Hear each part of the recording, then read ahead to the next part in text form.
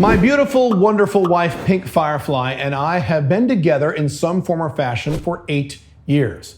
We have been married for more than 5 years. She has beaten by far the record for what I've had as the longest contiguous non-monogamous relationship, meaning no breaks, no listen fitties involved in these things. Longest contiguous relationship of any other woman in my entire life, by far. The second place runner-up for that was 5.5 years.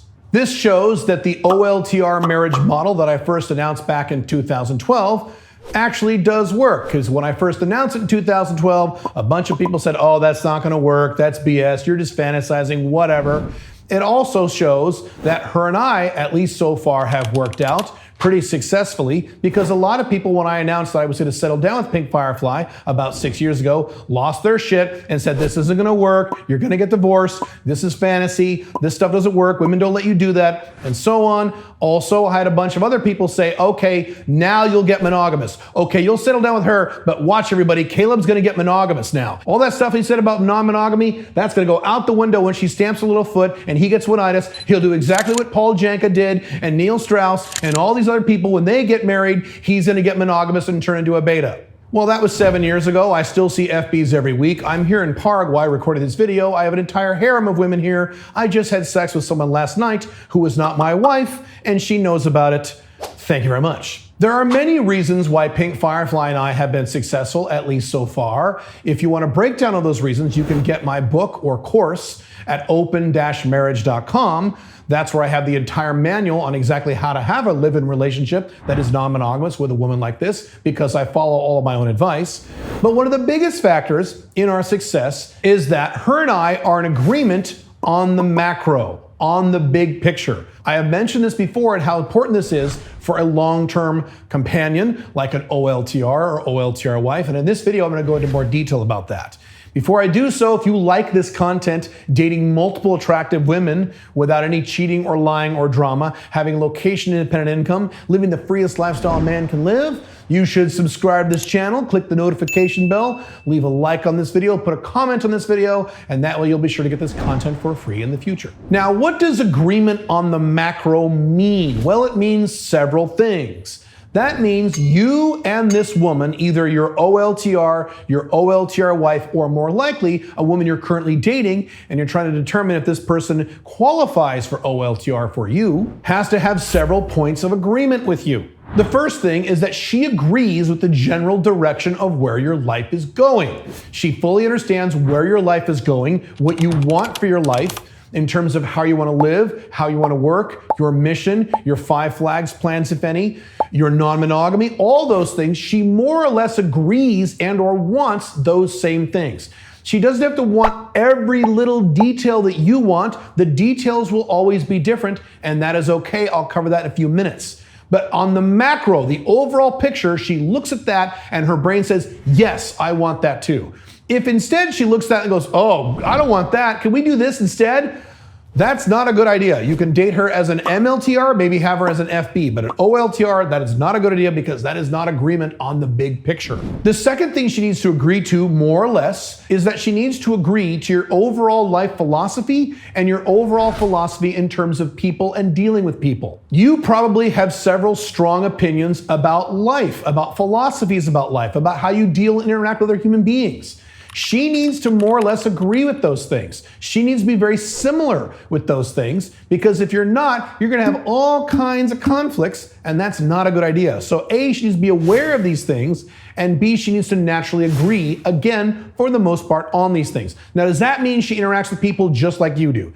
No. Pink Firefly and I have opposite personalities. Notice I have not mentioned the word personality once in this video. I'm not talking about personalities here. I'm talking about agreement on the big picture. The next important thing is that she doesn't strongly disagree with your religious beliefs or lack thereof. So if you are a strong Christian and she is a strong atheist, this isn't gonna work. Of course it's not. Don't even attempt this. I see people try this all the time, and they have nonstop arguments and problems. That's not going to work. Now, does that mean she has to be the same religion as you? If you're an atheist, she needs to be an atheist too? No, I said she can't strongly disagree. Pink Firefly is a Christian. She is a light Christian. She's the typical American Christian where she doesn't really practice anything, but she believes in Jesus and some basics out of the Bible, and that's about it. I am not an atheist, but I'm close. I am a hardcore agnostic. I don't know if there's a God or not. I have my own theories. So are those radically diametric views? No, they are different, but we don't have strong disagreements. Now, we do have disagreements over some of the details. We made an agreement many years ago that we're not going to argue about religion. And as time has gone on, I have noticed that Pink Firefly has gotten more relaxed about her Christianity anyway. But the point is, I don't get upset that she thinks certain things about Christianity, nor does she get really upset that I think certain things about the world and the universe. We don't have strong disagreement. We have differences, we have disagreements, but nothing strong. The next one is a parallel to that. She can't strongly disagree of any strong political opinions that you have. If you are a hardcore right-wing Republican Donald Trump dork, and she is a hard left woke feminist, this probably isn't going to work. And then you may say to me, oh, Caleb, well, two people that diametrically opposed aren't going to try to get married and have be a girlfriend and boyfriend. Are you kidding? This shit happens all the time. No. Now, if you don't have strong political beliefs, then you're covered. Then she can believe whatever she wants. But if either one of you has a strong political belief, or both of you, worse, have strong political beliefs, you got to be careful. She has to have some agreement on this. I've said many times, I have strong libertarian political beliefs. Strong beliefs. Pink Firefly does not have any strong political beliefs at all. She really doesn't. It's just not something she gives a shit about, so we don't have that issue. We don't have any strong political disagreement. Sometimes we can disagree on an individual issue. That's fine, but that's not strong disagreement. You can't have strong disagreement in politics, just like you can't have strong disagreement in religion. The next thing is that she agrees in general with what you like in terms of living conditions. So one of the interesting magical things that Pink Firefly discovered about each other is that whenever we would go look at a house or look at several houses and see which one we liked the best, we would always agree, just about, always agree on the one we like the best. We have the exact same taste in terms of what we want in a house. That's pretty cool, and that's a pretty macro picture because you have to live somewhere. And if you like a very particular type of living environment and she is really strongly committed to a very different type of living environment, you need to be aware of that. That's a problem. You need to have something similar that can't be strong disagreement. You need to be simpatico in terms of the overall living agreement, in terms of the overall living conditions that you want and that she wants. If there's a strong difference, that's not a good idea. You want to agree, for the most part, again, on the macro, on the basics. Do you both like living in an apartment? Do you both like living in a home? Do you both like living in the city? Do you both like living in the country? You have to have agreement on this. And if you don't, this is not a good woman for you long term. I have seen city guys try to get into serious relationships with like rural country girls, and it doesn't work, or the reverse. You've got to have some agreement on this. And to be clear on all these things, that does not mean that you convince her to change her mind. If you have to try to change her mind, she does not qualify for OLTR with you. If you have to try to convince her to no, living out in the country is cool, honey, no. She has to already want these things before you met her.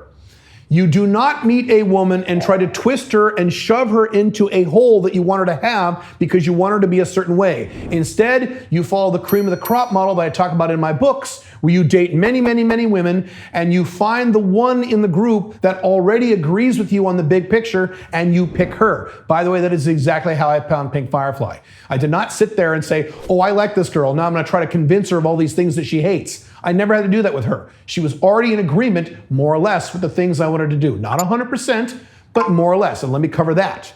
Just because she agrees with you on the macro does not mean she has to agree with you on the details. I have talked many times before how Pink Firefly and I are complete opposites in terms of our personality, in terms of things we like to do, in terms of our aesthetics. There are very big differences between us, but these things are all details. They're not super big, giant, important things. She likes to decorate her office with a bunch of pink colors and pastels.